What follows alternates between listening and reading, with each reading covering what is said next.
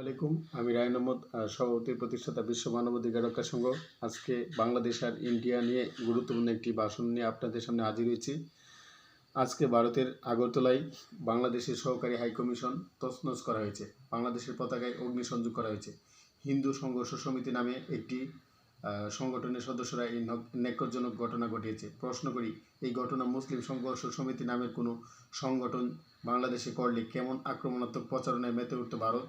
আন্তর্জাতিক আইন অনুসারে ভারতের মাটিতে বাংলাদেশের সহকারী হাইকমিশনকে পরিপূর্ণ নিরাপত্তা দেওয়ার দায়িত্ব ভারতীয় সরকারের। তারা এটি করতে ব্যর্থ হয়েছে। এই ব্যর্থতার নিন্দা জানাই পশ্চিমবঙ্গের মুখ্যমন্ত্রী মমতা বন্দ্যোপাধ্যায়ের মন্তব্যের।